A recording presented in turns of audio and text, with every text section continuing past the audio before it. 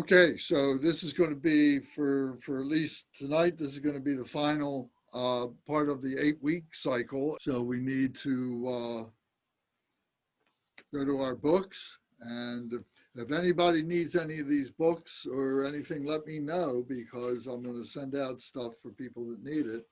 But I'm assuming that everybody has what you need right now. Okay, so we start on page 1, the altruistic motivation. And of course, these opening prayers help us to set our intention for the teachings or for the practices, for the studies that we do. So we recite twice in English, once in Tibet, where it's indicated 3 times. All mother sentient beings, especially those enemies who hate me, obstructors who harm me, and those who create obstacles on my path to liberation and omniscience, may they experience happiness, be separated from suffering, and swiftly I will establish them in the state of unsurpassed, perfect, complete, and precious Buddhahood. All mother sentient beings, especially those enemies who hate me, obstructors who harm me, and those who create obstacles on my path to liberation and omniscience, may they experience happiness, be separated from suffering, and swiftly I will establish them in the state of unsurpassed, perfect, complete, and precious Buddhahood. Dagla dang war je pe dra no par je pe geg. Dar pa dang tam she can pe bar du jo par je pa tam she ki so je pe. Manam kadam yam pe sem chen tam she de wa dang dem. Dug now dang drel nor du la na me pa yang dag par zog pe zhang zhu brin po she to pa ja. Thus, until I achieve enlightenment, I perform virtuous deeds with body, speech, and mind. Until death, I perform virtuous deeds with body, speech, and mind. From now until this time tomorrow, I perform virtuous deeds with body, speech, and mind. De she du sang ma ge gi par du lu na gi sam ge wa la ko. Ma she par du lu na gi sam ge wa la ko. Du de ring ne song te ni ma sang ta sam gi bar du lu na gi sam ge wa la ko. Long refuge prayer. We take refuge in the kind root Lama and lineage Lamas. We take refuge in the deities of the mandalas of the Yidams. We take refuge in all the exalted Buddhas. We take refuge in the perfect Dharma. We take refuge in the excellent order of the Sanghas. We take refuge in all the noble Dakas, Dakinis, and Dharma guardians, possessors of the eye of wisdom. We take refuge in the kind root Lama and lineage Lamas. We take refuge in the deities of the mandalas of the Yidams. We take refuge in all the exalted Buddhas. We take refuge in the perfect Dharma. We take refuge in the excellent order of the Sanghas. We take refuge in all the noble Dakas, Dakinis, and Dharma guardians, possessors of the eye of wisdom. Transcends awa dangur par je pe pa den lama dam pa nam la kab su chi o. Yidam kil gorgi la sok nam la kab su chi o. Sangye chom den de nam la kab su chi o. Dam pe cho nam la kab su chi o. Pa pe ge dun nam la kab su chi o. Pa wo ka dro cho kyong song me song yes she gi cheng dang dem pa nam la kab su chi o.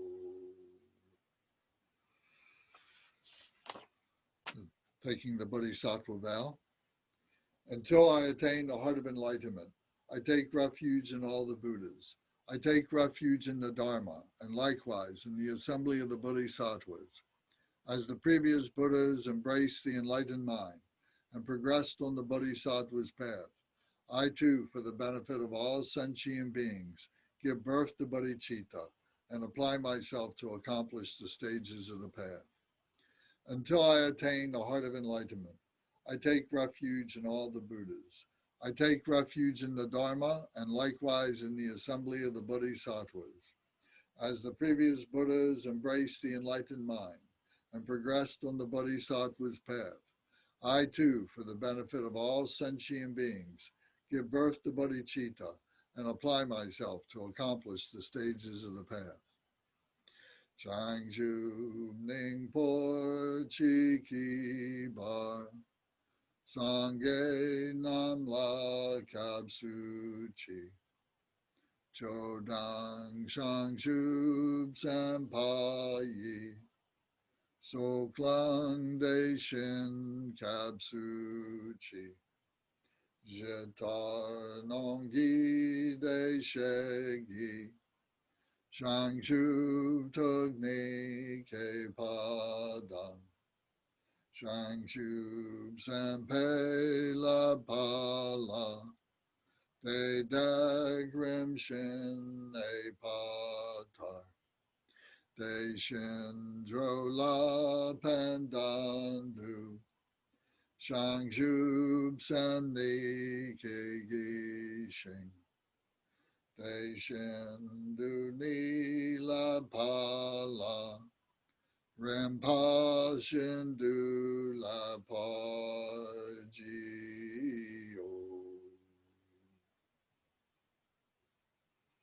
In the Buddha, the Dharma, and the Sangha most excellent, I take refuge until enlightenment is reached.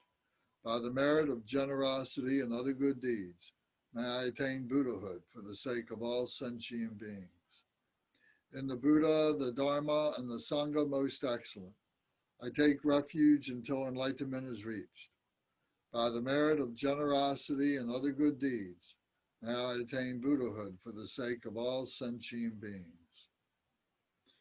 Sangye Chodang Soki Chonam La Shangju Baidu Dagni Kapsuchi Dagi Jinsoki Pe Sonamgi Drola Penshir Sangye Jupasho.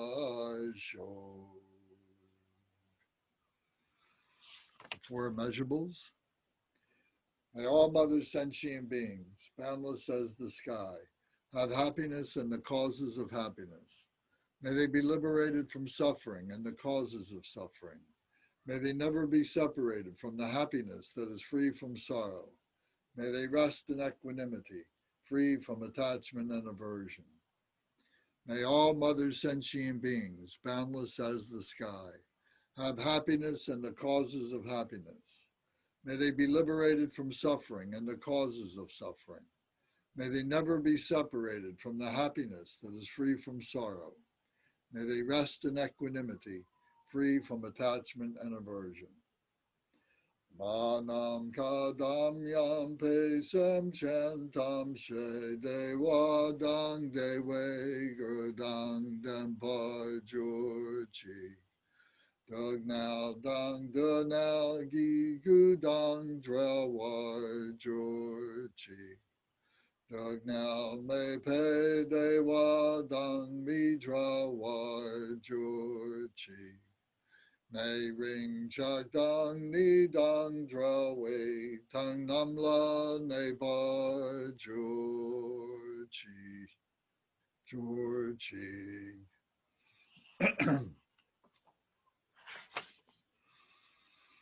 Okay, so those are our opening prayers for tonight.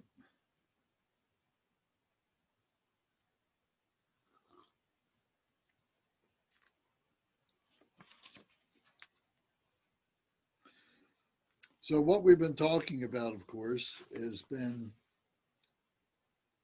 the Buddhist philosophy of talking about that we all have Buddha nature within us. We call it our Buddha nature or true nature. All beings have it. They may have different names for it, depending on what tradition they come from, what culture they come from, and so on. But we all have this sacred, holy, um, spiritual body that is what we are part of. We have these three bodies: the physical body, the intellectual body, and the spiritual body. And then by varying degrees, we recognize that. But if we wish to engage, then we need to understand who we are as human beings, what gifts we have, why we have this human life, and what other types of lives we might have as a human being, whether, being born in a hell realm or a hungry ghost realm or something like that. But we talked about that all this is the psychophysical drama of being a human being. So whether there is a specific place that is called hell, and another specific place called the hungry ghost realm, and another one called the God realm, and so on, we don't know. We couldn't say for sure. But we know that as human beings, we can empathize with those notions through the understanding of what the characteristics of each one of those realms are. And that to help us to understand this, we accept teachings, we accept a teacher. The contributory cause is the spiritual master, the teacher. So this teacher or these teachers open us up with their books and with their teachings and so on to things that we may never have considered before, that we never thought of. However, we may have had some kind of an inkling that these things were there because we had this true nature, this true spiritual body, but we couldn't identify it. We didn't have the experience to be able to identify it, or the karma to be able to identify it. So the spiritual teacher is there to help us make the connection. And then we start engaging in the method to be able to understand what it is to be a human being, both at the ordinary level, but then also how we can raise ourselves, how we can exalt ourselves, how we can transcend our ordinary humanness into this transcendence of our spirituality and be able to look at things from a different point of view. And as we do that, we begin to overcome those things that are blocking us, that are causing us this psychophysical drama. We're overcoming that and recognizing those things. And we take responsibility for the karma that we've created that have placed us in these different psychological minds, or these psychophysical drama that we've gone through and so on. So through a logical way, we're looking at that through this examination and so on, the method of being able to do that. So this is what we've been talking about these number of weeks in the past. And now we come to a part where there should be a sense of, well, I want to go further, and there should be this kind of a commitment, a commitment between the teacher and the system, and a commitment through the person or people who are approaching that system. So the teacher, the system has spent a great deal of resources to develop things, to be able to make it available to students and so on. And the student has to recognize and say, okay, I'm going to meet you part way because I really believe that this is a true path that is really going to help me. So this takes the form of what we call refuge, taking refuge in the Buddha, the Dharma, and the Sangha, the refuge in the three jewels. So in other traditions, whether it's Judaism or it's Christianity or it's Islam or it's Hindu or what have you, there is some kind of rite of passage that the people go through to be able to stand up and say, okay, I'm going to accept responsibility for this, and I'm going to make a commitment to continue this. So it's like taking a vow that you're going to do this. It really is just a vow to yourself that you're going to do this. You know, the teachers are going to keep on teaching. The books are still going to be there. The other people are still going to be there, are still going to be doing this, you know, at whatever level they can and so on. The Buddhas and Bodhisattvas, you know, from our point of view, have already achieved enlightenment. So for them, it doesn't matter whether you accept it or not. So it's a personal thing, you know. And if we take the responsibility for taking refuge, and we at some point hesitate or have doubts or falter or drop our commitment for any particular reason, it's not a terrible thing that you're going to be relegated to the lower realms or something like that because of doing that. And you can resurrect those vows. You can resurrect that refuge. You can take the vows over again. And we take refuge over and over again ourselves, even if we have accepted that, and it refreshes it, because we do go through, you know, valleys sometimes, and sometimes we're cresting very high, and then, you know, a few weeks later or a month later or a year later, we go into a valley or something. So it's part of our Buddhist culture to repeat these things. We talk about the circle of the teachings, the cycles of the teachings, and so on. So we refresh these refuge vows over and over again to make us more aware. And as we go through the cycles and so on, we learn more, and we learn more about what those refuge, taking that refuge mean. It has more connection points to it.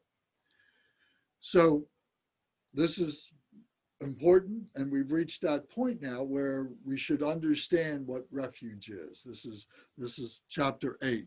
This is called the antidote for not knowing the method of practice for achieving Buddhahood. So we've been talking about the method for being able to overcome karma, being able to overcome our human nature. Now we're looking now towards Buddhahood. Now we're looking towards being able to purify ourselves and say, well, how do I do that? So this primary step is by taking refuge. So we need to understand exactly what the refuge is.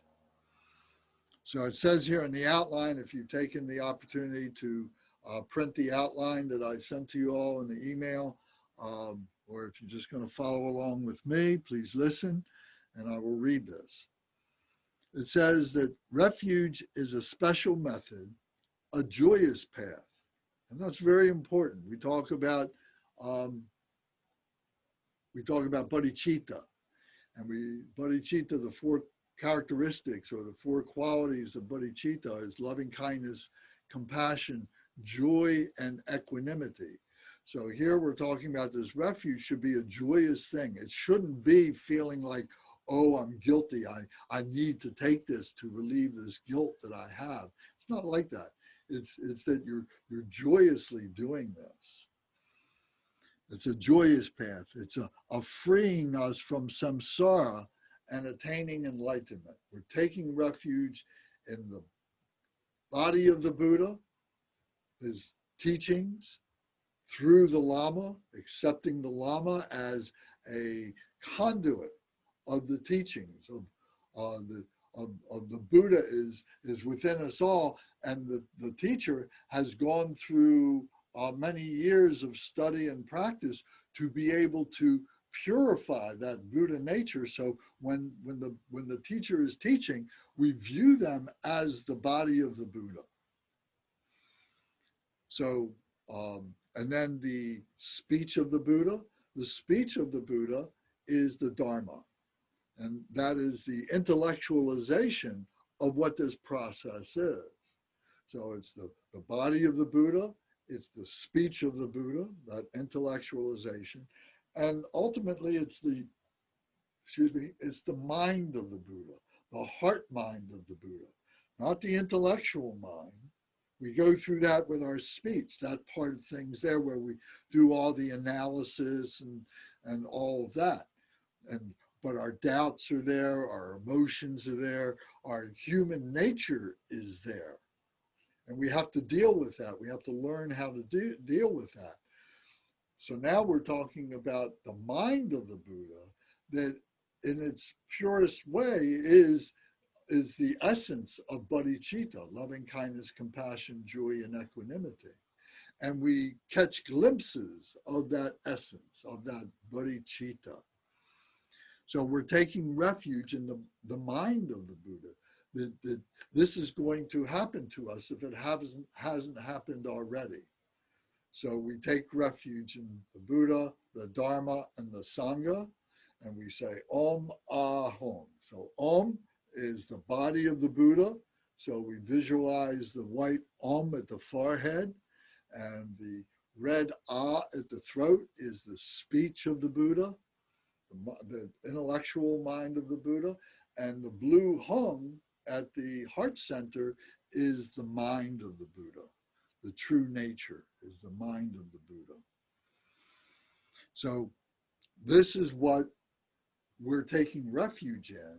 This is what our home base is, that when we get confused, when difficulties come, we go back to the very basics of this, that it's always there, it's always with us, and we refresh it in our minds, and we take pride in our body. We consider our body to be like the body of the Buddha, particularly when we're sitting in the lotus position, when we're sitting in meditation, and our speech. When we're talking the Dharma, we're talking the speech of the Buddha. And that our thoughts that are coming up, these wisdom thoughts are coming up, is the mind of the Buddha. So it says here, as earlier chapters mentioned, all sentient beings are permeated by Buddha nature, yet failing to recognize that, they remain bewildered in samsara, on the wheel of cause and suffering. So we talked about that. That's the 6 realms of being a human being. So we've been talking about that. The sufferings of the individual experiences are like the ocean waves endlessly washing up one after another. As long as you remain in samsara, don't expect complete peace and happiness. Refuge is the path to freedom from this cycle. So this introduces this idea of our mind is like this vast ocean, and these waves are the thoughts, are the confusions, are the intellectualizations that rise up. But then when they settle down, when the waves settle down, they go right back into the true nature, which here is the example of the ocean itself. So when these things come up, they're just aberrations. They're being pushed by the emotions. They're being pushed by the winds. They're being pushed by the tides and so on. But when those external things go away, they just come right back down to its true nature, to its internal true nature, the true mind, which is the Buddha. And that's what we're recognizing, that our true mind is the mind of the Buddha. So refuge is the path to freedom from this cycle of all these confusions and the emotions, the psychophysical drama, the 6 realms of being a human being. So to be free of that, to be liberated from that, this is enlightenment, to be free of that. It doesn't mean that we're still not in the midst of it. The difference is that we're not attached to it, or we don't have aversion to it, or there's no jealousy regarding it. There's no greediness or pridefulness attached to it. And we have an open mind to not feel as though we know everything that we need to know. That there's always something as a human being that we can learn more about. And that we have an open mind about this, the way in all this manifests and so on. This phenomenal nature. We call it phenomenal because it's such a bewildering, occurrence after occurrence after occurrence. And we need to be able to process it with an open mind and an accepting mind, and recognize that all of this is all part of the body, speech, and mind of that true nature. So this refuge embodies the complete teachings of the Buddha. So when we take refuge in the Buddha, the Dharma, and the Sangha, it's taking refuge in the complete teachings of the Buddha. Refuge is the ground, the path, and the fruition. So we may have used these phrases before: the ground, the path, and the fruition, or the result. So we're taking refuge in that. The ground is where we are now, is what we whatever level of awareness that we have developed, cultivated, that we've opened ourselves up to, is our ground. This is our base, where we're moving from. And that ground becomes, it becomes wider, the horizons become wider, it becomes deeper. As we investigate more, we learn more about this, our ground becomes more evolved. We learn more about how all this phenomenal nature works and so on. So the ground, and in the ground is everything that we need. Everything is here. The thing is, we don't recognize it. But as we engage in the path, the next part of this, as we move along the path of evolution, of increasing, enriching our knowledge, of pacifying our emotions, of subduing our negativities, and of challenging our doubts and so on, as we do that along this prescribed pathway that has a great deal of logic applied to it, and scripture and teachings and meditation. As we move along that, we find that we bring it onto the path, but we find that it was already there on the path, on the ground, but we didn't recognize it on the ground. So now the ground becomes even more rich than it was before, just by virtue of our recognition of these things. So this is the power of being on the path. This is where the perfection is, of being, developing our perfection of what this ground is. When we reach the fruition, when we reach the goal, when we reach the result, that's when we realize that we were already there. It was already on the ground. We just didn't recognize it, like I said, but it was always there the whole time. We're already complete human beings. We already have all the ingredients for that. Let me put it that way to you. We already have all the ingredients. We have the physical body, we have the intellectual mind. We have the spirituality, although it may have been suppressed. Many people suppress their spirituality, just like many people suppress other parts of their physical body or their intellect. But if we're a complete human being, we're opening up to all that. So the result is realizing that. And that's why we say that enlightenment is a realization that we've already been enlightened. We're already enlightened. It's just a matter of recognizing it. Now, what's difficult with that enlightenment is living an enlightened life. Because as we go through the vicissitudes of our everyday lives and so on, there's all kinds of interruptions, there's all kinds of challenges, and it's very, very easy for us to lose our spiritual focus.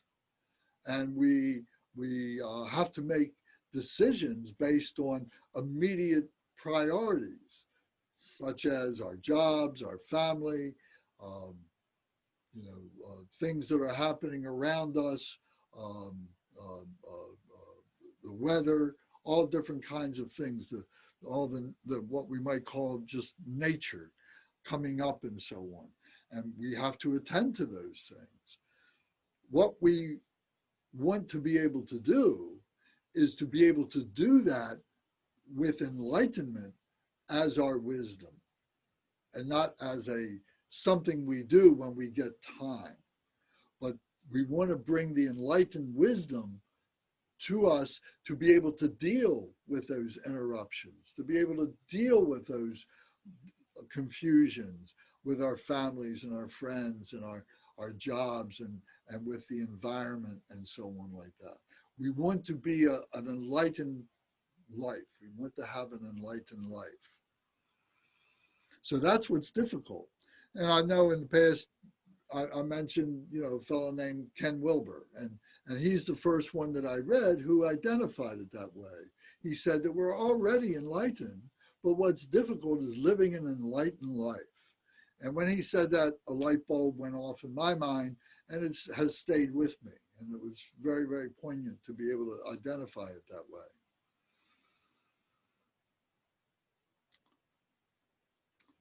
So, anybody have any questions or comments so far about what I've been talking about?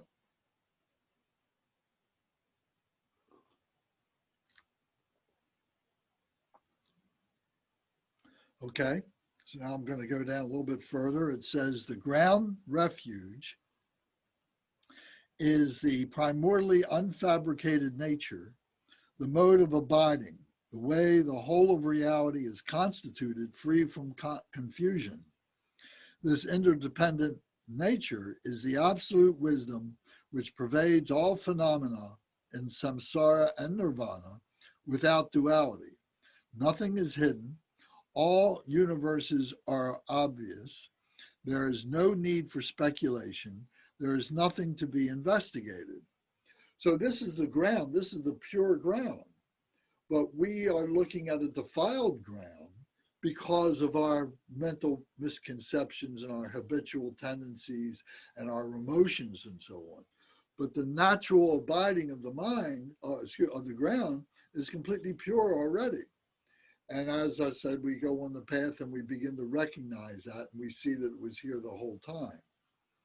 So here it's saying that the ground refuge is unfabricated, primordially unfabricated nature.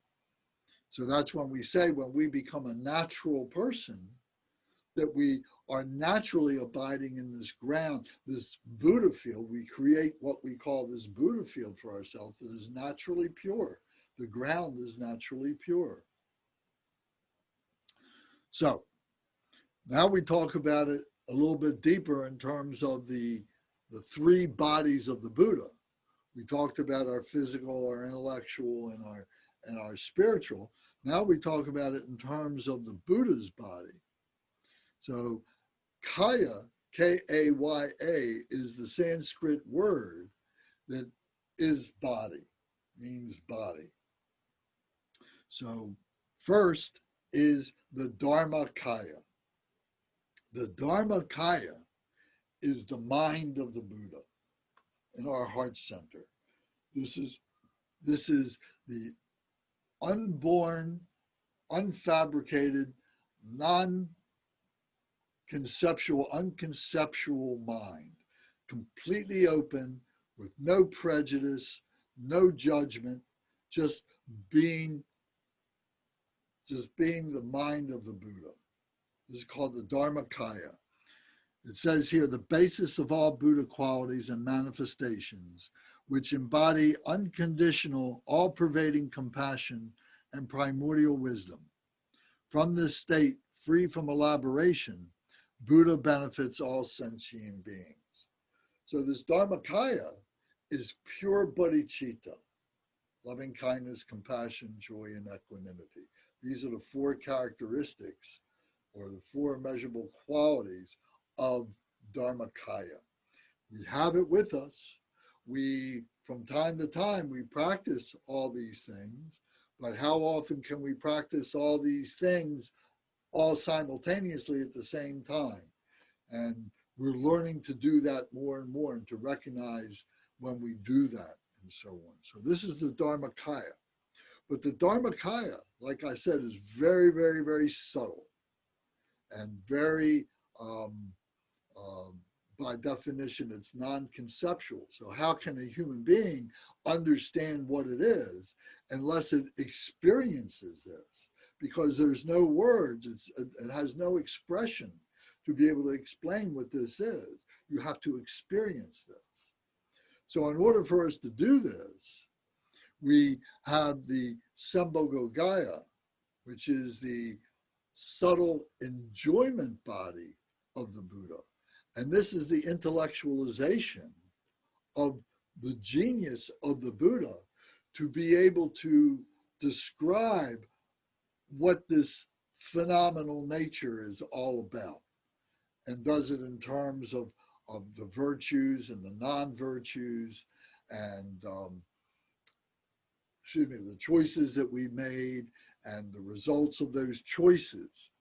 So here it's described as Buddha's manifestation of a celestial form body to benefit advanced bodhisattvas. So what that means is that the Sambhogagaya is all this iconography, all these different pictures, all these different illustrations of all these different Buddhas and bodhisattvas that are given human form. And the reason why they're given human form is so that we can approach them. If it was too abstract, we wouldn't be able to take it in. We wouldn't be able to understand it. But the wisdom of the Buddha and the followers of the Buddha was to illustrate it in this way so that we can begin to identify these different intellectual concepts and say, well, these are the activities of Buddha nature. The Buddha nature itself remains the same, bodhicitta, but the way in which it manifests, the way in which the activities come, is all identified by these different deities. Some are healing, some are compassion, some are wisdom, some are devotion, some are cultivation, some are fearlessness. All these different deities have a different enlightened activity that they are symbolizing. So as we investigate this, that's what we're recognizing within ourselves. All these things are within ourselves. All these Buddhas, all these activities are within ourselves. It's not out there. There's nothing external out there that isn't inside here. So we're looking at ourselves. We're looking at our potential. We're looking at the subtleties that we have suppressed. So we come to recognize that through the Sambhogagaya, through this subtle enjoyment body of the Buddha. And we say that it's an enjoyment body because it brings us great happiness. It brings us great joy to do this. We're discovering new things all the time. Discovering ourselves all the time. Oh, I didn't know I had that ability. You know, the teachers are giving us permission to be able to investigate this, giving us the tools to be able to investigate this, giving us the words to be able to identify this, to give us some expression, to give us some intellectualization of what this is. Now, this is, like I said, the genius of the Buddha to be able to do that, because the true nature is inexpressible. But here is a method by which we can approach this. And by approaching this, by bringing it in more and more and more, we're able to transcend all those confusions until we have those epiphanies, till we have those moments where we become the mind of the Buddha. And then that wisdom, we recognize that as our own wisdom. It's no longer vicarious experience. It's our own experience. It's the gnosis. Gnosis is a Greek word, means to know. And once you have that gnosis, you can never, no, you can't take it away. So there's a number of, analogies or metaphors that we use for that. One is, the sugar cube. So if you're trying to explain to somebody what it's like to taste sugar, you can go through all these different permutations of intellectual expression. And maybe they get some of it, but until you give somebody the sugar cube and they put it in their mouth, and they say, oh, that's what you're trying to tell me. Now I get it. Another example would be like riding a bike. When we're kids, we learn to ride a bike, most of us anyway, and it's something that we never forget. It may be that we haven't ridden a bike for 20 or 30 years, but we can get on a bike and in a reasonably quick time, we can get our balance and we can start pedaling and we can start going along, where in the beginning as children, it took us quite a long, it might take us weeks to be able to get that together. So it's something that we never lose, is my point, that when you recognize this wisdom, when you have this gnosis, it never can be taken away from you. And this gnosis is the quality of that bodhicitta. We may not identify it as bodhicitta, but we may say, wow, I really feel holy. I really feel sacred. And I recognize all this around me as being holy and sacred. Everything takes on this new quality about it. So this is the Sambhogagaya at work.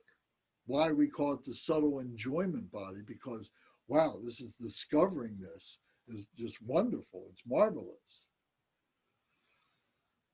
So the third body is the Nirmanakaya. This is the emanation body. The Dharmakaya is non-conceptual. The Sambhogakaya is meditative. It's intellectual, it's all up here. But now here comes the Buddha incarnate. Here comes the teacher incarnate. Here comes a human being to be able to talk to us, that we can see, that can touch us, and we can touch them. We can hear them.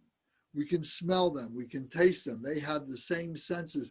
They have the same qualities of being a human being, but they've also transcended any attachment to those qualities. They have the emotions. They've transcended. They've gone beyond the emotions and so on. So we call this the emanation body of the Buddha. So this is the physical body. This is the incarnation. So as we go through our many lifetimes, we say that we are being reborn. We are taking on these incarnations. And compared to many, many other beings on this planet, they may regard us as a Buddha. They may regard us as a God. They may regard us as great beings that is inconceivable for them. What are our pets? What do animals think about us? What do fish think about us? What are the people that live in the far corners of the world that don't have the benefit of television and magazines and things like that, and teachers to be able to expose them to the kind of wonders that we just take for granted. So we've gone through many permutations, if you will, to be where we are now. This is why we say that we have a precious human life. The first of the four thoughts that turn the mind to the Dharma. That we have gone through these things, and we have this human life now where we can receive these teachings and understand these teachings and be able to cultivate our spirituality in light of these teachings and so on. So all this is because of the Nirmanakaya, of the teacher. It says, Buddha manifests the emanation form body for ordinary practitioners. If we didn't have the Nirmanakaya form of the Buddha, would we discover the intellectualization? Would we discover the Sambhogakaya? Maybe so. how many lifetimes would it take for us to be able to go through the process of purification, to get to that point, to be able to put the genius together that Buddha Shakyamuni was able to put together for us to be able to recognize this. So in this way, he saved us many, many, many, many lifetimes. That once we begin to take this in and become the embodiment of this, that then we can say that our going backwards into the three lower realms is very, very small. And maybe it won't happen because we purified ourselves so much. And the Dharma has become our protection that we won't go backwards in that way. And that in the future, that if not in this lifetime, and maybe it would happen in this lifetime, that we could catch glimpses of that enlightenment, of that Buddha nature, and that we build on that. But in the next lifetime and the lifetime after that, some would say that once you embark on this path, in 3 lifetimes or 7 lifetimes or 13 lifetimes, depends what book you read, the way they would qualify that and so on. But my point is that it's a lot closer to all of us than it was in lifetimes before. And we can recognize that now just by virtue of our being here now and talking and thinking about these things now. So the Nirmanakaya is the accelerator for this, is the manifestation of the Buddha's wisdom, the mind, to be able to teach us to recognize our meditative powers and to develop that. So we're taking refuge in this. We're saying, yes, this makes a lot of sense to me, and I'm going to make commitment to this. I'm going to follow this as long as I can to enlightenment, is what I want to do. And know that if I have trouble along the way, there's help along the way, that you're never totally by yourself with this.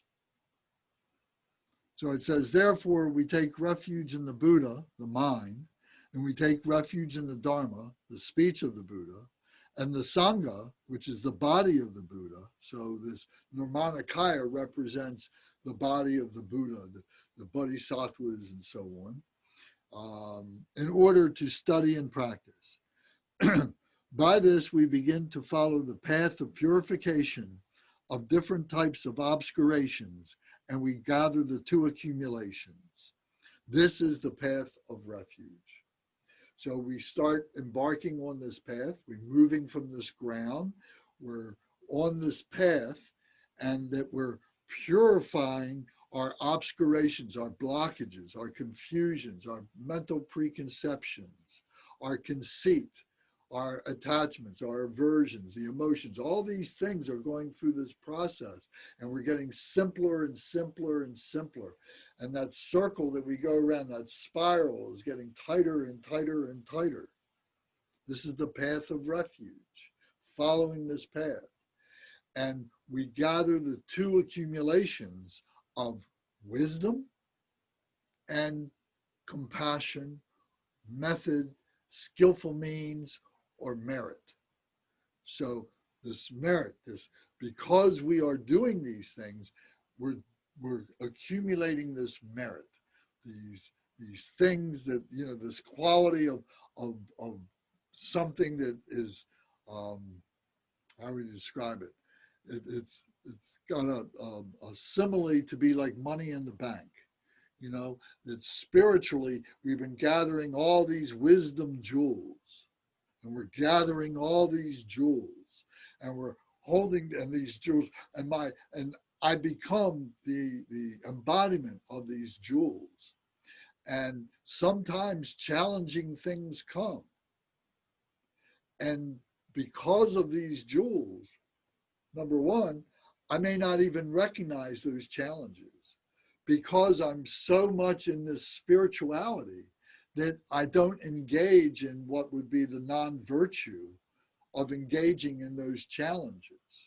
I always do the virtuous thing because of these wisdom jewels.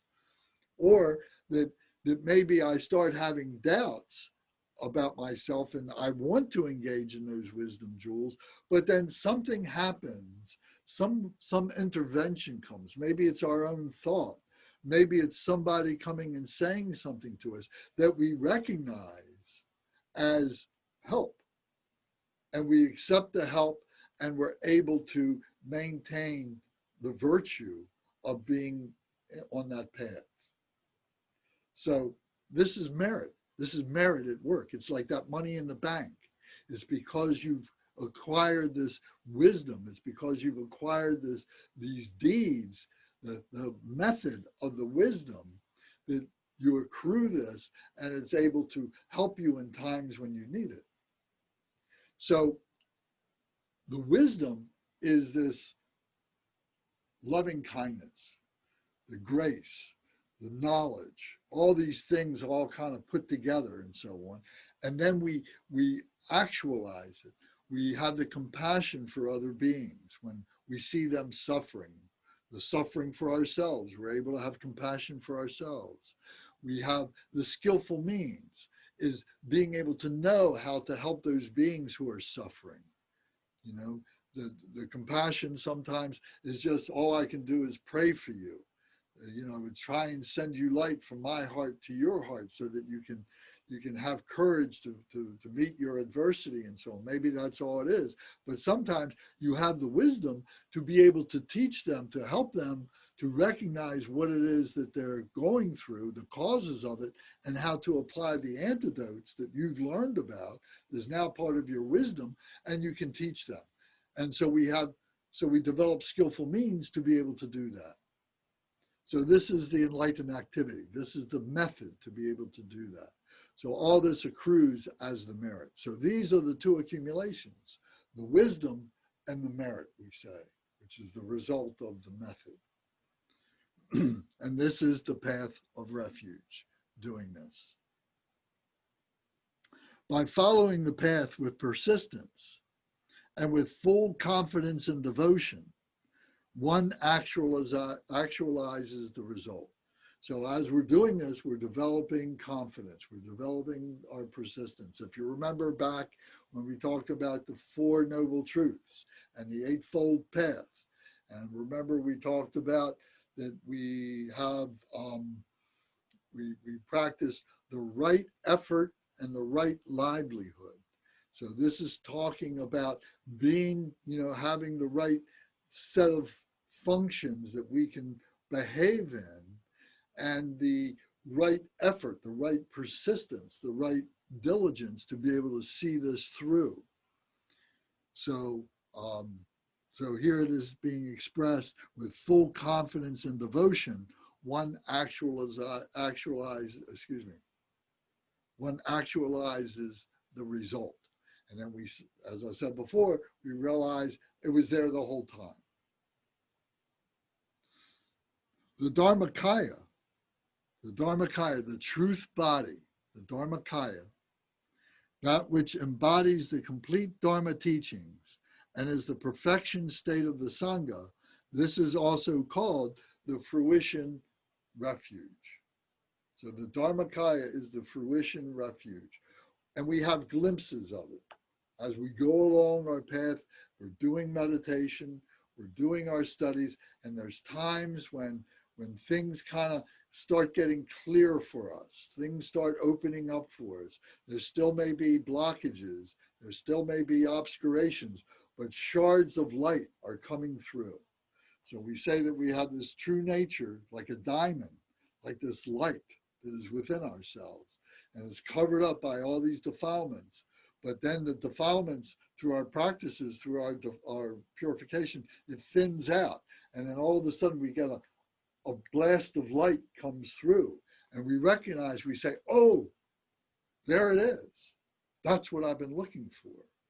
That's what it is. And it may be gone just as fast as it came, but you remember that it was there. You remember that all this work is paying off, that there is something there. There is that spirituality within us. Sometimes you really are prepared for it, and you can hold it. You can recognize it, and it stays with you. It becomes the gnosis, and carries on more and more and more. We see that the vicarious experience now becomes Gnostic knowledge, Gnostic awareness, knowing. This is the fruition refuge. Hey, Lance. Yes, sir. I had a question. So it's kind of like a chicken and an egg thing.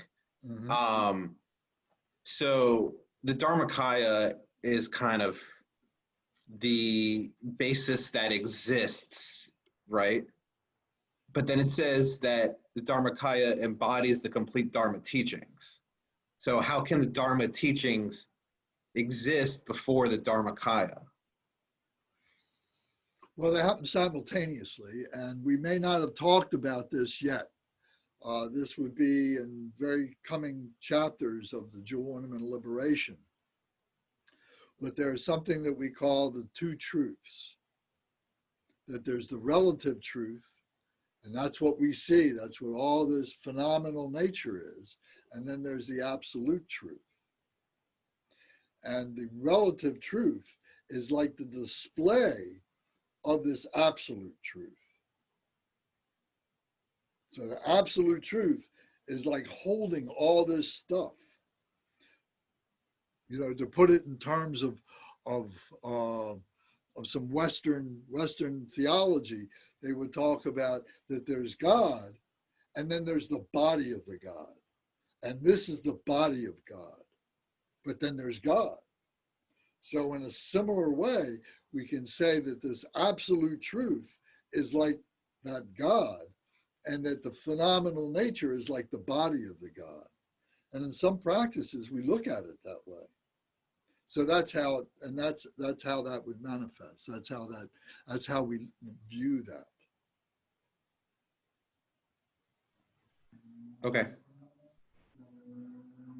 Thank you. Okay, good. Thank you. So now this last paragraph on this page, it says, since this refuge path is the means to dispel our confusion about the cause of suffering and the method of actualizing the excellent qualities of Buddha, which is us, Dharma and Sangha, it is the way to achieve joy, peace, and happiness. This is why it is called joyous path of refuge, always practicing refuge with joy and a feeling of being fortunate. Sacrifice by enduring some small suffering in order to become free of all suffering. I'll read that again. Sacrifice by enduring some small suffering in order to become free of all suffering. So the small suffering is the application that we need to take, the commitment that we need to take of other things to be able to cultivate this mind of enlightenment. You know, we're not going to watch as much TV as we used to. We're not going to tell the same kind of stories that we used to tell among our friends. We're not going to be drinking and carousing around like maybe we used to. We're not going to have those same friends that we used to. We're going to simplify our lives. We're making sacrifices of these things that at one time or another we may have held to be very special and a lot of fun to ourselves. But they were full of non-virtue. Now we're making the sacrifice to give up that fun non-virtue to be a mature, virtuous, wholesome being. So it's a small sacrifice once we realize what we are gaining from it, what those wisdom jewels are. We realize, oh, that was such a small sacrifice for me to make. As a young person, to get a teenager to do this is very difficult. To get a 20-something person to do this is very difficult. There's so much involved with all their possibilities as being an ordinary human being. They're having so much fun. But then as we go a little further along in our cycle of life, that we get to our 30s and our 40s, and it says, oh, there is something there, and I really do want to do it, but, I still have all these responsibilities. I have these other practical responsibilities that I have to maintain and so on. But then as we get to be 50, 60, 70 years old, now those sacrifices become very easy because we've gone through and we've exhausted all those youthful things that we did and found out that all they did was just cause trouble for us.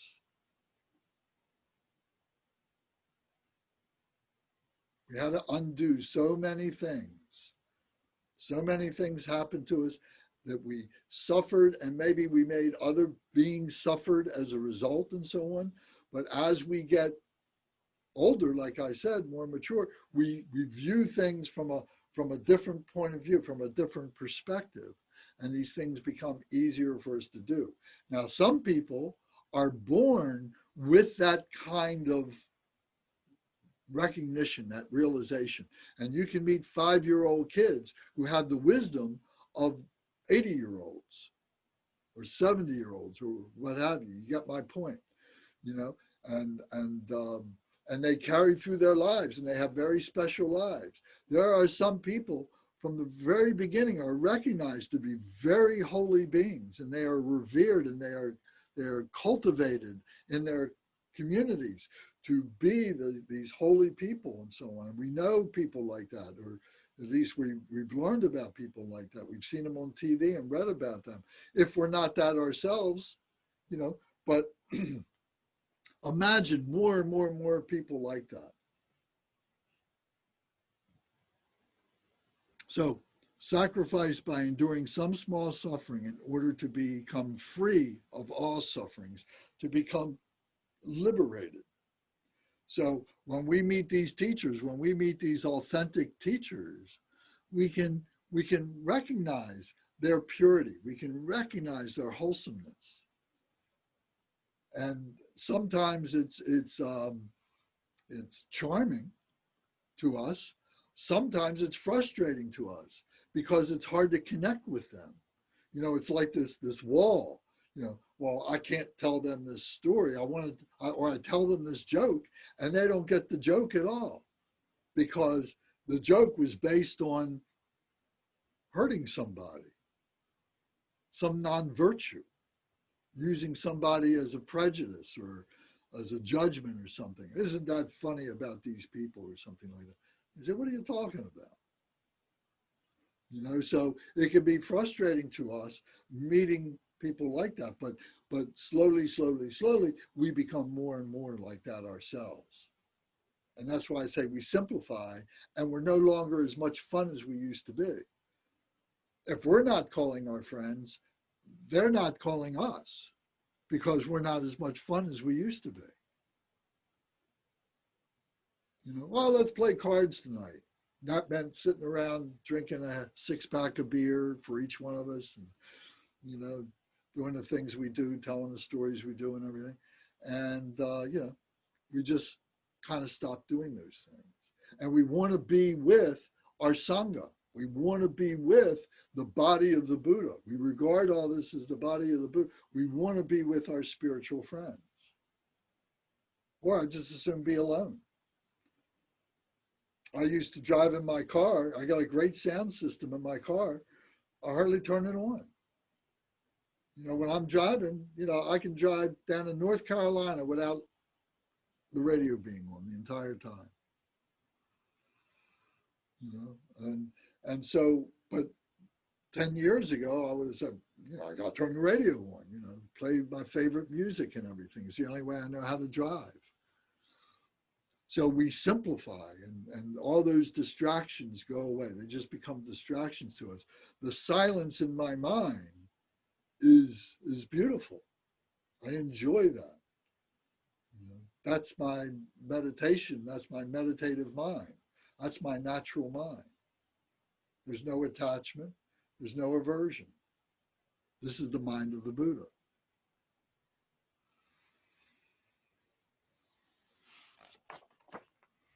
Okay. Any other questions or comments? Would you like to take a break, stand up and stretch, get a drink of water or something?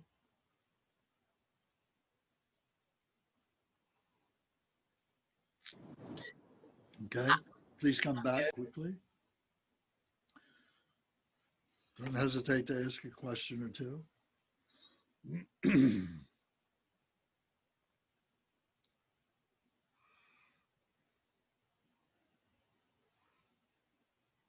So Martin, the revelation of the two truths, hit me like a ton of bricks.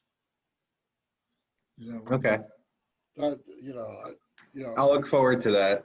I said, oh, of course, why not?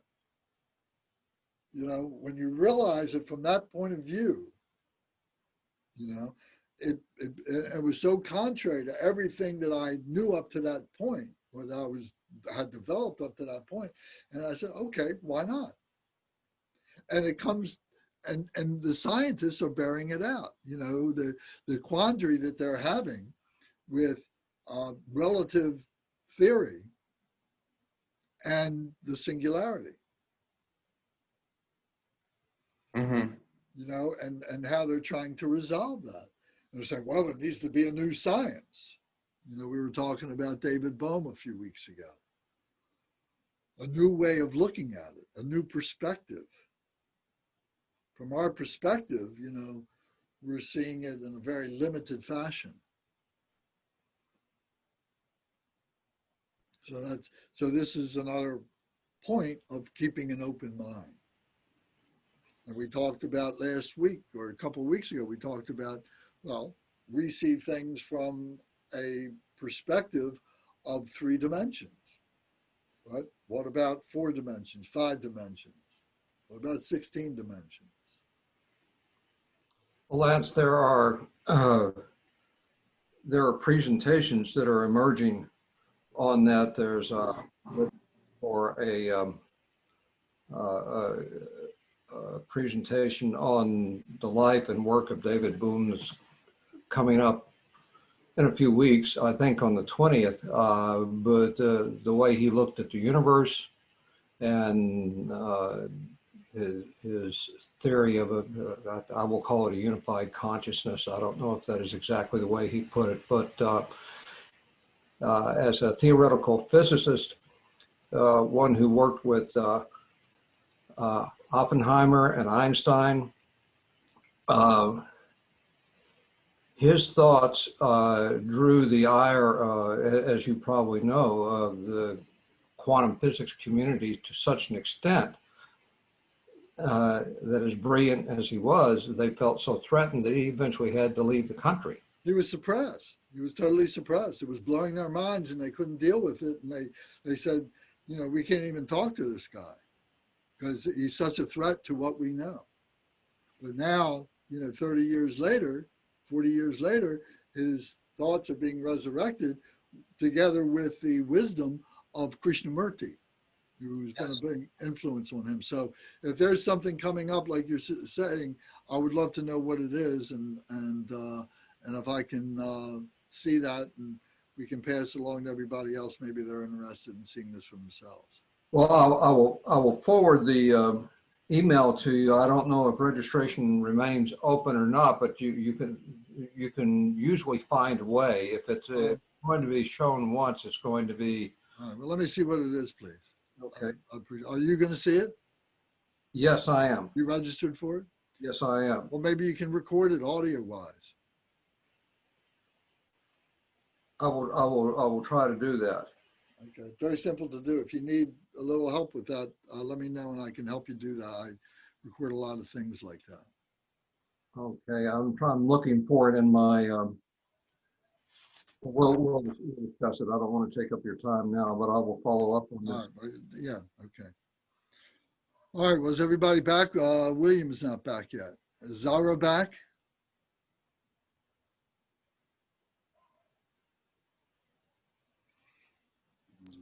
Yes, I'm here. I'm sorry. Yes, I'm here. I'm here. Good. Thank you. I'm listening to the All right. dialogue. All right, Thank you. Thank you. All right.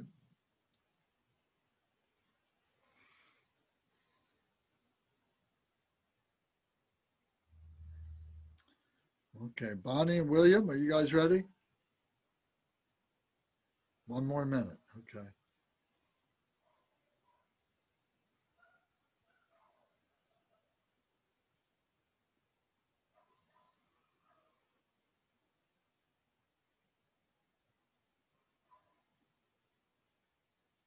So just talking about this mind consciousness, of the East and the West coming together, the science of the West and the science of the meditation of the East coming together as it is, we've said this many times, is very, very special in our lifetime, for anybody's lifetime. It's never happened before like this. And the Dalai Lama has been very, very active in these mind consciousness seminars and so on. And he brings, of course, the perspective of the meditative mind with these Western scientists.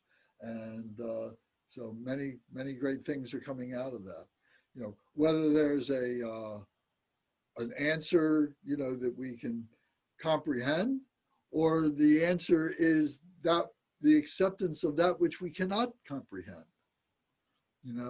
is in either case, it's beautiful. It's marvelous.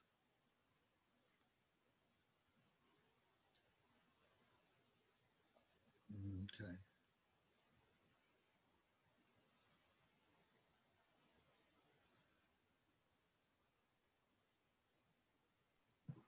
I got another tangent while we're waiting. Ego, body, speech, and minds, right? Correct. How come body is up and mind shouldn't it be reversed? No, because the heart center is where the big mind is. This is the little mind. This is the little mind. The big mind is in our heart center. And the speech is the conduit of the brain, of the intellect. So we say that this is the forehead represents the body, symbolizes the body. This is the speech or the intellect, and this is the mind, the big mind. So okay. And we'll talk more about that in weeks to come. There's a lot of discussion about that. Okay, so now we're all back together again. So now we come to this refuge. So in this refuge is a ceremony that we are reciting to ourselves or to the Sangha, however we wish to do it. But it's taking a vow. It's making a promise to ourselves, and we can take it as a ceremonial rite of passage, and the Lama will give us a set of words to say, and the refuge vows are in the Jewel Ornament of Liberation, and I can point you in that direction where they are. And it's just basically saying, I'm going to really concentrate on this. I'm really going to focus on this. I'm really going to commit to this and develop my spirituality based on this. So in doing that, we need to take some vows, or there's some precepts. There are some given criteria that we need to be able to accept responsibility for. Because if you're not going to do this, and you're going to go out and you're going to start doing non-virtuous things, it just undermines the whole process, and you're not going to help yourself at all. And not only does it become a waste of time for you, but it could be a waste of time for other people, especially if arguments are coming up, that aren't being resolved because one is so convinced of this non-virtuous behavior that it then they become marginalized and say, well, you might be right, you might want to do your own thing, but please go and do it someplace else, don't do it here. So anybody who's going to be here, we want you to accept these vows. We want you to accept these responsibilities. So here it says on the next page, it says, the precepts are also called vows or moral ethics or discipline. So you remember we talked about that the Buddha, when he first began to teach, you know, in the Hinayana was the fundamental teachings, the fundamental vehicle. And the first thing was taking these vows, was applying this discipline to your life. Because if you don't do that, you're not going to be able to grow and you're going to be a bad influence for other people. So it's, the first thing has to be discipline. So it says, historically, there has never been a Buddha who has not purified all the obscurations, abstained from non-virtuous deeds, nor sacrificed obscurations of attachment and perfected the wisdom qualities. So just pointing out that this is the way of the Bodhisattvas. This is the way of the Buddhas, to be able to do this, to purify oneself. So whether it's in Buddhism or it's in Christianity or it's in any other walk of life, any other, you know, spiritual organization endeavor, you know that those who make those kinds of commitments are usually the ones who have the greatest benefit for the greatest number of people. So the precepts are designed as a special vehicle for abstention from non-virtuous deeds and keeping one's body, speech, and mind in accord with the harmonious state and virtuous deeds. Precepts are an important foundation of all spiritual growth and a true cause of rebirth in the next life with a precious human existence. So what this is saying is that we've had all this opportunity up to this point to do all these non-virtuous things, but we're here now, and there must be a reason for that. And the reason is that you've exhausted all those things. They haven't satisfied you. Otherwise, you wouldn't even be here. So now that you're here, we need to even purify that further. We need to stabilize that further in our lives. And if we want to make an error, you know, by saying, well, if I commit to this, you know, or if I don't commit to this, what's going to happen? Well, if you don't commit to it, you're going to continue on the path that you've had of confusion and so on. But if you commit to it, at the very least, you're going to be a good person. You're going to be a mensch. You're going to be a good human being. You're going to be the kind of person that people have respect for and that you will respect yourself. So whether or not all the other things are true or not, talking about the psychophysical drama and all this kind of stuff, but if you start doing things with virtue, you just like yourself better and other people like you yourself. So no matter whether one is a beginner or a highly advanced practitioner, holding the precepts are the essence of Dharma conduct and as an example of wholesome behavior to all.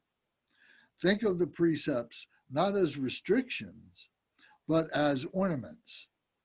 As purification increases, then afflicting of emotions lessen, creating a greater chance to actualize the nature of the mind, the Mahamudra. So we'll come back to that statement in a minute. But, you know, as we cultivate our virtue, you know, we take on these attributes. You know, maybe we dress a little more simply. Maybe we dressed a little more with respect. You know, we wouldn't go into a holy place, a church or a synagogue or a shrine room, wearing cutoffs and a tank top or something like that. We would just normally, you know, just naturally want to dress respectfully, you know, because there's beings in there who, you know, if I go in dressed like that, it's going to interfere with their concentration. They're trying to be virtuous. And if I go in dressed like that, it's going to attract their attention in a negative way. So you don't do that. So you begin to do things that are respectful. You begin to have things around your home that remind you of your spirituality. You begin to have, you know, objects, pictures, of reminders of your practice, of your spirituality, just to keep you focused on that, and it becomes something that you just don't do 1 hour a week or 1 hour a day, but it becomes a constant cultivation, a constant effort to maintain this virtue all the time. And whatever we can do to maintain that is valid, is important, is good. It's not a weakness, it's a strength. So we look at these things as ornaments, that these are ornaments of our refuge, ornaments of our conviction, of our commitments. So it says, as purification increases, then afflicting of emotions lessen, creating a greater chance to actualize the true nature of mind, the Mahamudra. So as we do this, you know, our mental gamesmanship begins to go down. Our attachments begin to go down. Our aversions begin to go down. And we just are able to abide in this happiness, in this satisfaction, in this blissfulness. You know, it's just feeling good about myself and about others, this joyfulness and so on. So these are qualities of the enlightened mind. And the enlightened mind here is being stated as the Mahamudra. The Mahamudra, Maha means great, and Mudra means either seal, like a seal, when you seal something, that you're sealing your mind, that you're sealing this virtue. And so this great commitment that we're taking, and then we have this blissfulness. So the qualities of this mind, of this peaceful mind, is clarity, that we see things as they are. We can see negativity, we can see virtue, but we're not attached to either one. We can recognize emptiness. Emptiness is the quality of all things not being inherently existent. We see things as compounds, that everything is built up of relative nature. Things are built up of this, that, and the other things, and we have these conventions that we call things what we see them as, and we agree that this is what they are. But they're just all mental fabrications. We contrive all this, and we agree that this is true. But in emptiness, we're recognizing that all this is contrived. All this is just temporary. All this is the result of our three-dimensional point of view that doesn't see anything beyond that. And we accept this. We say, okay, this is emptiness. So we have clarity, we have emptiness, and we have unimpededness. Unimpededness meaning that we can go anywhere in our mind. Our mind is completely open. It has no limitations. And any limitations that we bring are those that are the result of our confusions and our falsities. The truth is everything is possible. The truth is that I want to be free and to be able to have that free mind, to have that open mind, that clear mind, that clarity. So those are the three qualities of clarity, emptiness, and unimpededness. So we're going to talk about much more about this as we move on with the jewel ornament of liberation and try and understand that from an intellectual point of view so that we can allow ourselves to practice, contemplate that, and then be able to transcend those thoughts and be able to have the gnosis of what that is. So these precepts that we take are very simple. They're not confusing. They're very simple. They're very basic. You probably already practiced them already. But there's no killing. We don't kill. our fathers, our mothers. We don't kill other beings. We don't kill children. We don't kill other people. You know, we don't kill animals. We don't kill insects. And if we do, when we do, we're taking on the responsibility of doing that and the way in which that manifests in our lives. And that we develop the viewpoint of liberation for all beings too. So, you know, the one question that most people always ask is about, well, what about being a meat eater and you know, sacrificing these animals, you know, to eat and so on. And it's a question that we have to resolve, and it's a question that we'll talk about in meetings coming up and so on. But it's a valid question. And being able to put this into perspective about who we are and what is around us and what we need and so on like that. And liberation and being able to be spiritual and be able to see that all things are temporary, all things are impermanent. And there is this continuum that we are a part of. And all these things are part of this continuum, including animals and insects and other beings and so on. And be able to put all this together into a system by which we can maintain a moral ethics. So not killing is the first of the precepts. Taking responsibility if we do. Then the next one is not lying. So always telling the truth. How many of our rationalizations that we go through in our lives are lies that we have told ourselves to be able to give us a basis on which to move on through our senses of inadequacy to be able to do things. That we lie to ourselves and we lie to other people that we can do these things. And we begin to hide in these lies that we tell, and our lives become a lie.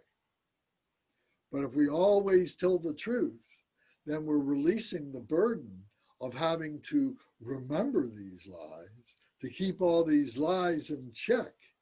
You know, what are these lies? Because they are all vicarious lies. They're all things that we have fabricated ourselves. They're not the truth. But if we always look at things as the truth, we don't have to tell lies. And if we don't know something, instead of fabricating a lie to impress other people or to satisfy our own inadequacy, then we just say, I don't know.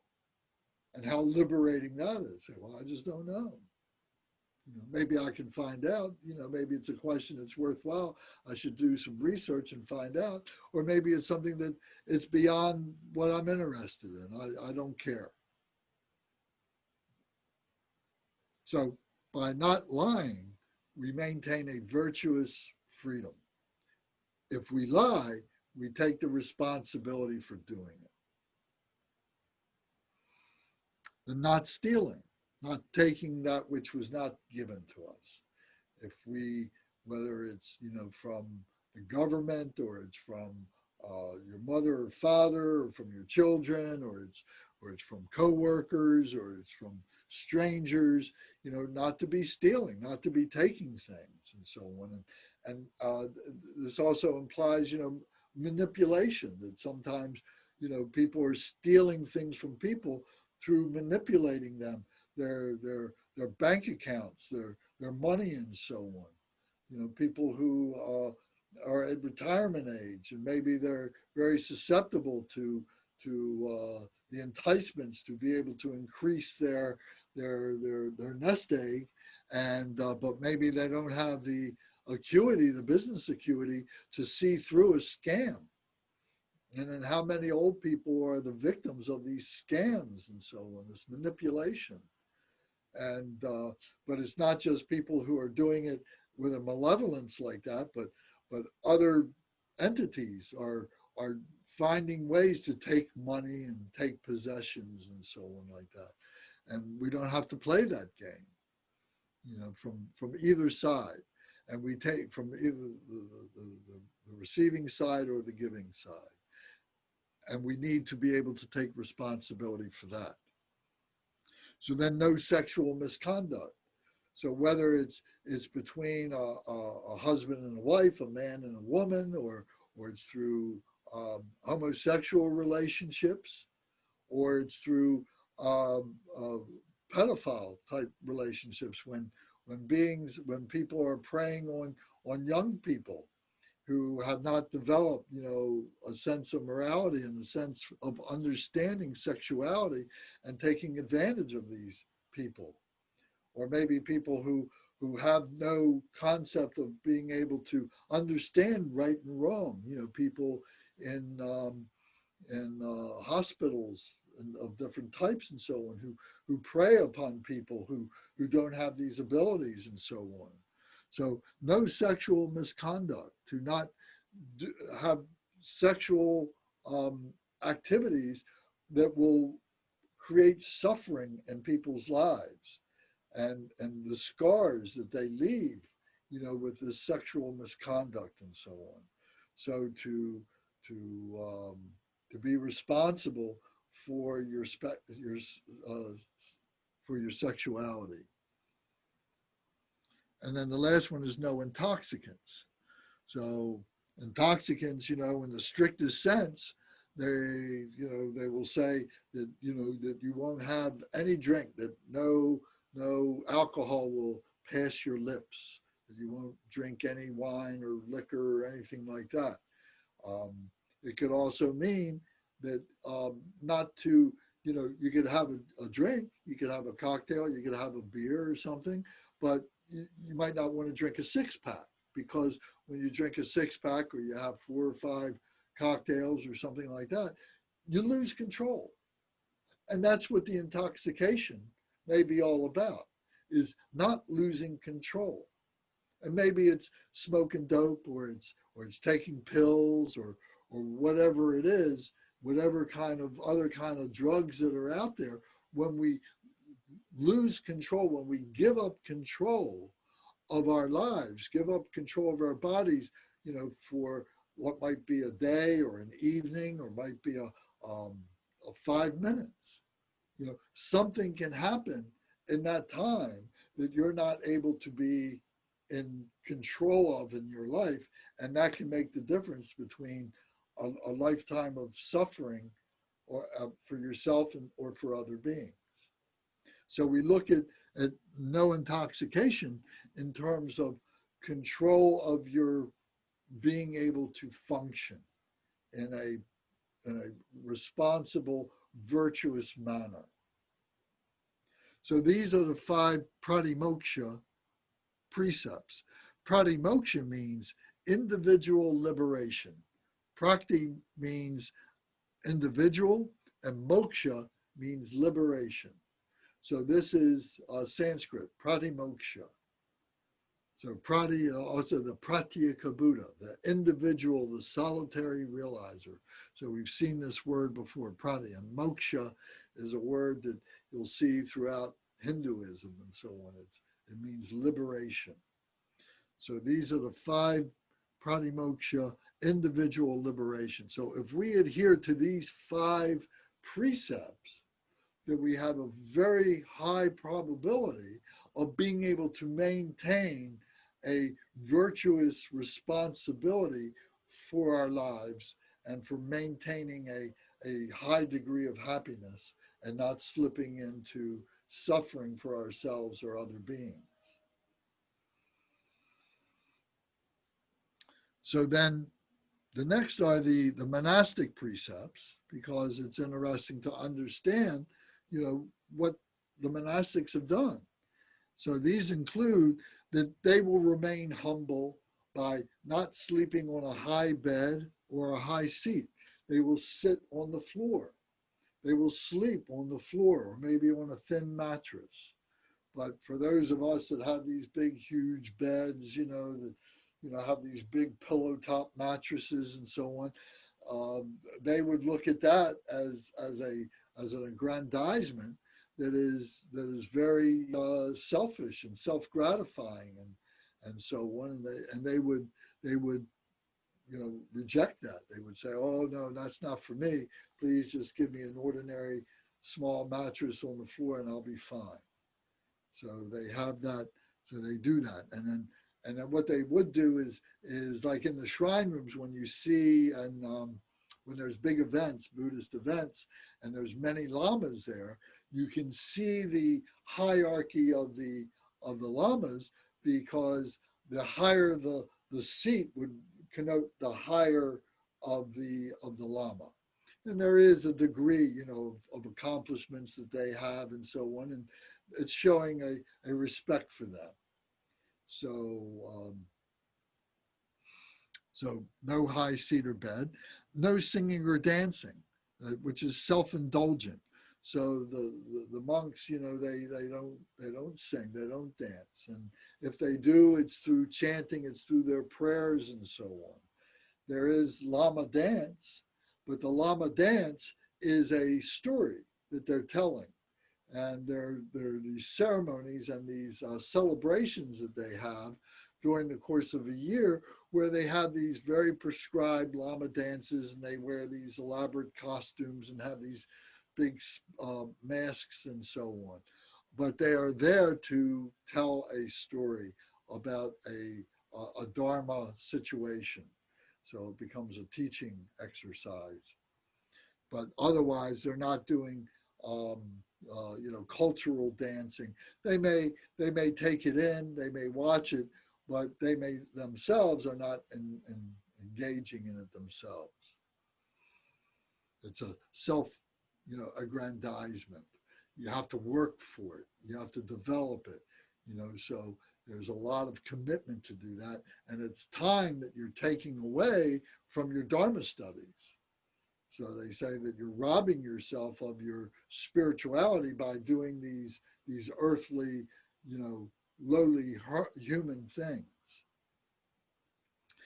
And that the monastic precepts, that they're very modest in the way they eat, and they will not eat after the noon meal. They'll have their breakfast and they'll have their noon meal, which is a big meal, but after that they won't eat anything. They may have a little supper, something to drink and tea and so on, maybe some biscuits, something like that. But they don't have a big meal like we do at our dinner time. Now that has changed. A lot of this has changed. A lot of these monastic precepts have kind of eased up, from coming from the east to the west and so on. And we could discuss and discuss with them, what this means. Is this a relaxing of reformation of some of their beliefs and so on? Is it something that really takes away from their spirituality? These are all valid questions that could be talked about, but we're just making mention of these things as precepts that they do. So, thus, a person possessing the Mahayana family, taking refuge in the three jewels, and possessing any one of the 7 pratimoksha vows, is one who has the working foundation for cultivating the mind of enlightenment. So that's the bottom line to this. When we talked in the very beginning, we talked about the 5 families of the Buddha. So remember, it was the disconnected family, it was the dubious family, it was the hearer family, it was the pratimoksha family, and then it was the Mahayana family. The Mahayana family was the middle way, was those that understand and accept the responsibilities of the bodhisattva, of the holy enlightened being, of emptiness, of clarity, of mahamudra, of unimpededness, and go through the teachings and the practices to develop stability in this. So this is the person possessing the Mahayana family, taking refuge in the 3 jewels, the Buddha, the Dharma, and the Sangha, possessing any one of the 7 pratimoksha vows that we just went through, 7 or 8, and one who has the working foundation for cultivating the mind for enlightenment. So that's the intention, the motivation to want to be able to do this, to have your senses intact, and to be able to have the 8 leisures and the 10 endowments that we talked about in the 4 thoughts that turn the mind to the Dharma. So this is the chapter on refuge and precepts. Thank you all very much.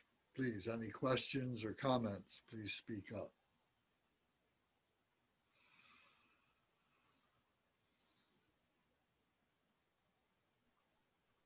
Nothing? One of Yes. the monks that is at the Vietnamese Buddhist temple near us was telling us that the monks have about 200 precepts that they take, and it all entails like how they wear their robes, how they sit down, how they place it, minute details, which I thought was very interesting. Yes. Those are, I think in Tibetan, there are 242 of them, 240. Oh, Yes. They're called the Vinaya precepts. okay. Yes. So these here were the very basic ones. Yes. So yes, it's a huge commitment to be a monastic. Mhm. You know, and we have to question, you know, is it necessary? You know, can you achieve enlightenment without it? In some of the Buddhist schools, for instance, the Galupa or the Sakya, it's absolutely required that you cannot attain enlightenment unless you are a monastic. It's part of their teachings. In the tradition of the Bon, the tradition of the Nyingma, and the tradition of the Kagyu, lay people can attain enlightenment as easily as monastics can. It's not a requirement.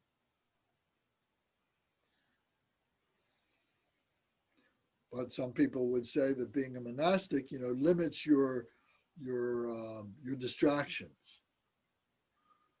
You know, and I'm sure that that's true, but at the same time, it doesn't liberate you from the social kinds of games that human beings play. You know, monastics have the same gamesmanship that goes on, and within their lifestyle that goes on in you know, regular society and so on. So there's both sides of that. So through our studies, we begin to appreciate all this by reading history, by reading the culture of these things. We begin to understand this, and what's it going to evolve to? If we come back in 500 years or 1,000 years from now, what is Tibetan Buddhism going to be like in the world? What's it going to be like in America or in the West? Interesting question. Excuse me. Interesting questions. Now, Lance, are all the monastics in Tibet, can any of them marry? No, to be a monastic precludes being, you know, marriage. So they can be a holy person, but they give up their robes and they're no longer considered a monastic if they decide to have a consort, take a wife, whatever, have children.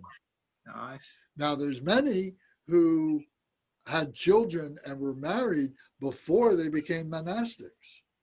So there's that too.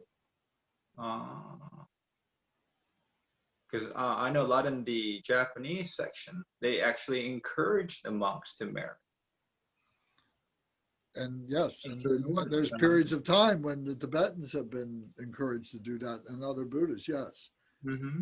Because there was, you know, fear, concern that their traditions were going to die out. Certainly, certainly.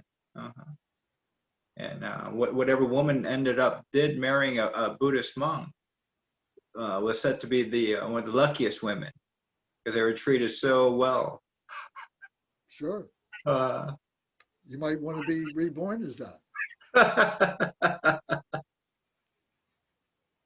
That's right. That's right.